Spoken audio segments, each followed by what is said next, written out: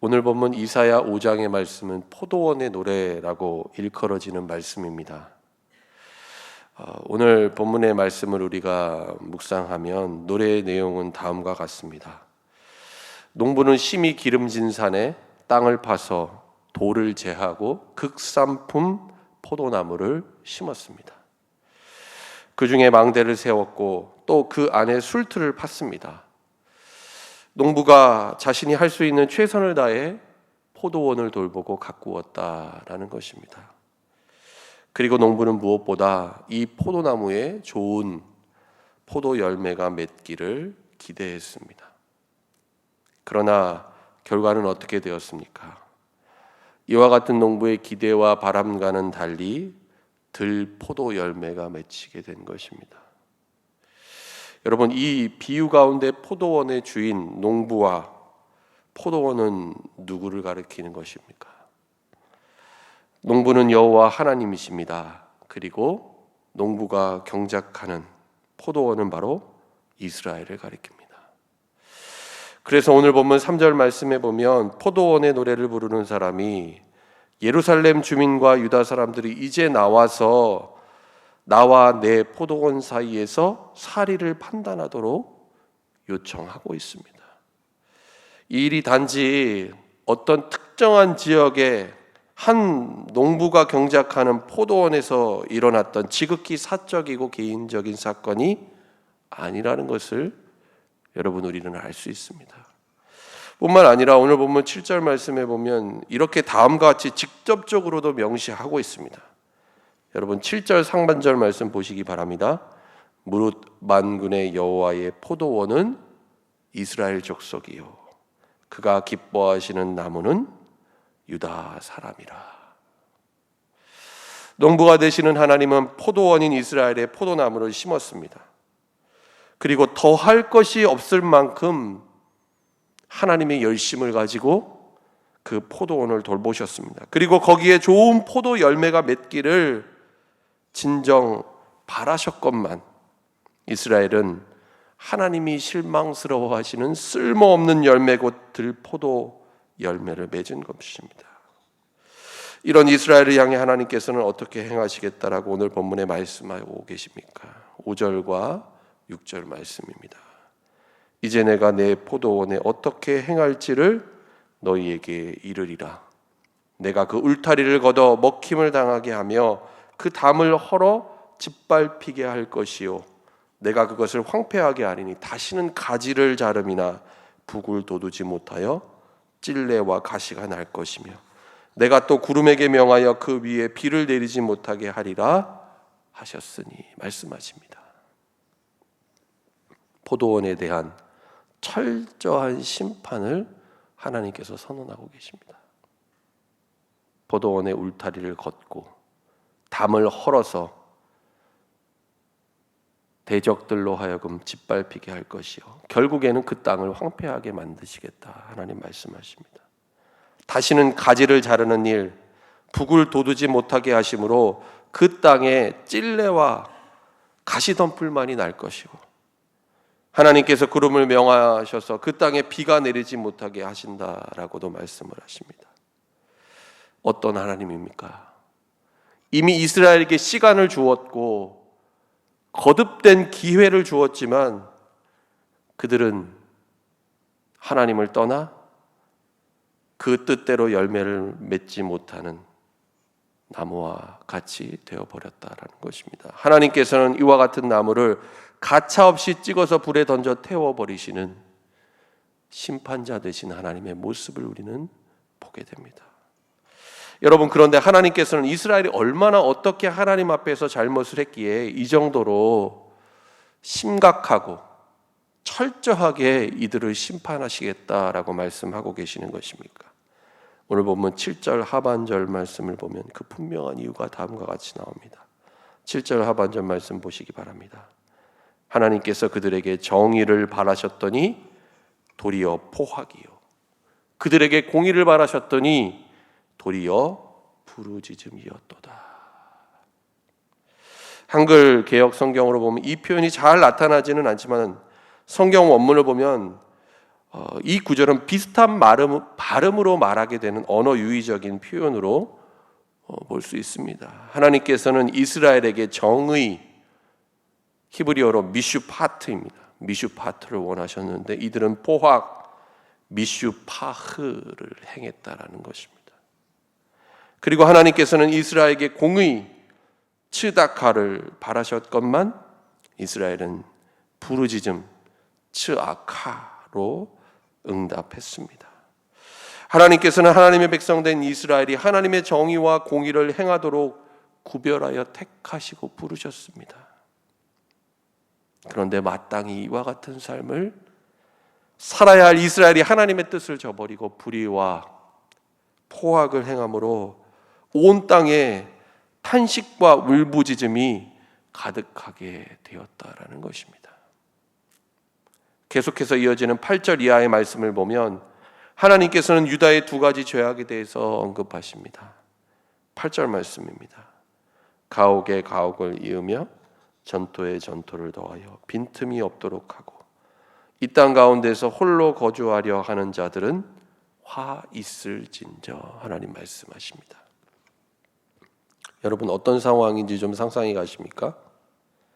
탐욕을 절대로 멈추지 않는 이스라엘 백성들을 지금 말하고 있는 것입니다. 이들은 다른 사람의 가옥과 땅을 빼앗아서 그것을 자신이 독점함으로 자기 배만 불리기에 급급했습니다. 당시의 남유다에는 이와 같은 일들이 곳곳에서 일어났습니다. 그래서 자신의 땅을 빼앗긴 사람들은 먹고 살아야 될 것 아니겠습니까?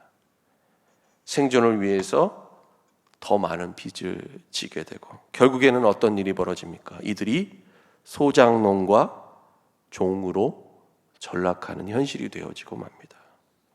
하나님께서는 이와 같은 탐욕스러운 죄악을 행하는 자들에게 뭐라고 말씀하십니까? 화 있을진저. 이들을 하나님께서 심판하시겠다라고 말씀하십니다. 그렇다면 하나님께서 유다 백성들을 고발하시는 또 하나의 죄악은 무엇입니까? 오늘 보면 11절 말씀입니다. 아침에 일찍이 일어나 독주를 마시며 밤이 깊도록 포도주에 취하는 자들은 화 있을진저. 하나님은 하나님께서 행하시는 일과 하나님의 뜻에는 관심을 두지 않은 채 세상 쾌락에 빠져서 그 즐거움에 취해 있는 유다를 향해 화를 선언하십니다. 그리고 이런 유다를 어떻게 하시겠다라고 말씀하십니까? 오늘 본문 13절과 14절의 말씀입니다. 그러므로 내 백성이 무지함으로 말미암아 사로잡힐 것이요 그들의 귀한 자는 굶주릴 것이요 무리는 목마를 것이라. 그러므로 스올이 욕심을 크게 내어 한량 없이 그 입을 벌린즉 그들의 호화로움과 그들의 많은 무리와 그들의 떠드는 것과 그 중에서 즐거워하는 자가 다 거기에 빠질 것이라 말씀하십니다. 지금 유다의 지도자들만 그런 것 아닙니다. 유다의 백성들 너나 할 것 없이 사로잡히며 굶주리며 목마르게 될 것이다. 하나님 말씀하십니다. 14절에 스올이라는 단어가 나오죠. 우리가 잘 알고 있는 단어죠. 죽음입니다. 죽음이 입을 벌려서 그들을 삼키고 또 그들이 가진 모든 것을 다 빼앗아가 버리게 된다라고 하나님 말씀하십니다. 그러므로 이와 같은 하나님의 철저한 심판으로 말미암아 이전에 스스로 나는 존귀하다 말하는 그 오만한 자들이 하나님 앞에서 낮아지게 될 것이다. 하나님 말씀하십니다. 반면에 하나님은 어떻게 여김을 받으시게 됩니까? 오늘 본문 16절 말씀입니다. 우리 16절 말씀 함께 읽겠습니다. 오직 만군의 여호와는 정의로우심으로 높임을 받으시며 거룩하신 하나님은 공의로우심으로 거룩하다 일컬음을 받으시리니. 아멘.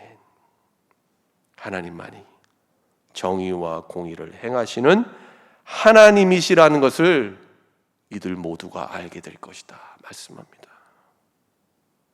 하나님만이 높임을 받으시고 하나님만이 거룩하다 일컬음을 받게 될 것이라고 하나님 말씀하십니다. 여러분 정의와 공의를 마땅히 행해야 할 이스라엘이 그 일을 하나님의 뜻을 온전히 행하지 않자 하나님께서는 어떻게 하십니까? 이들 가운데 친히 개입하십니다. 그래서 이스라엘을 철저하게 심판하셔서라도 결국에는 하나님의 뜻, 곧 정의와 공의를 실현하신다라는 것입니다. 여러분, 오늘 이 본문의 포도원은 분명 이스라엘 백성들을 가리키고 있습니다. 여러분, 만약 그렇다면 우리는 하나님께 어떤 존재라고 할 수 있을까요?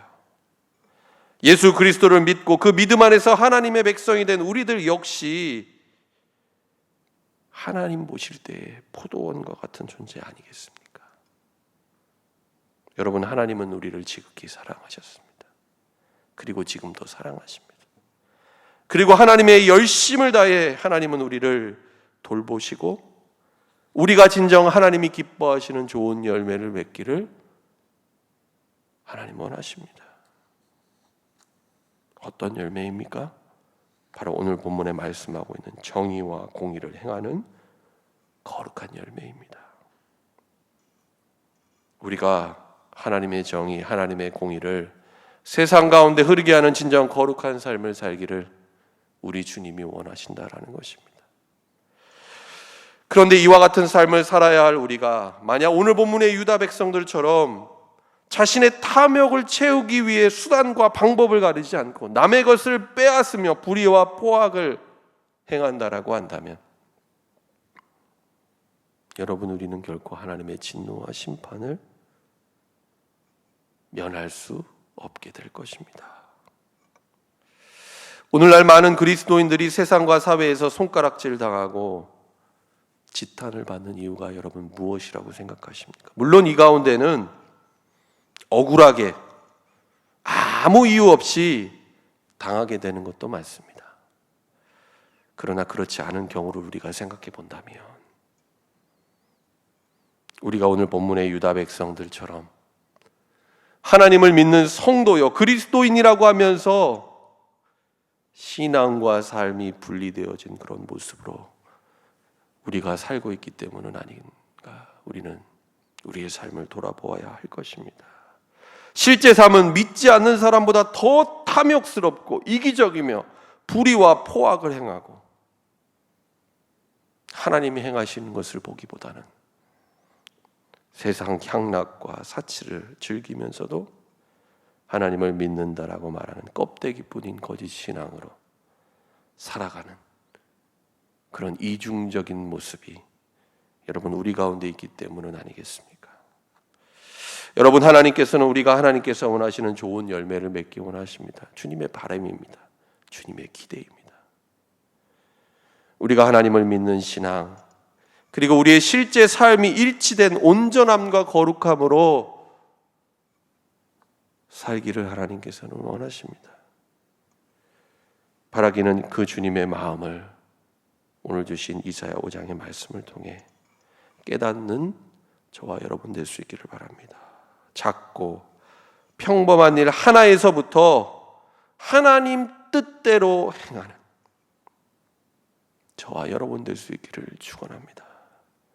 그래서 정의와 공의를 이루기를 원하시는 우리 주님의 마음을 본받아 믿음에 합당한 열매를 날마다 삶 속에서 풍성하게 맺는 저와 여러분 될 수 있기를 예수님의 이름으로 간절히 축원합니다. 기도하겠습니다. 하나님 아버지, 우리가 포도원 주인 되신 우리 주님의 마음을 알게 하셔서 그 주님의 마음과 그 주님의 바람대로 진정 하나님 보시기에 아름답고 좋은 열매를 맺게 하여 주옵소서. 탐욕과 불의, 거짓과 포악을 행하며 세상 향락과 사치에 빠져서 우리의 인생을 허비하지 않게 하여 주시고 오직 하나님의 정의, 하나님의 공의를 행하는 거룩하고 정결한 삶 살게 하여 주옵소서. 오늘 하루도 신실하신 하나님만을 의지하며 주님의 마음을 품고 하루를 시작합니다. 성령 하나님, 우리의 삶을 주관하시고 의의 길로 인도하여 주옵소서. 예수님의 이름으로 기도드립니다. 아멘.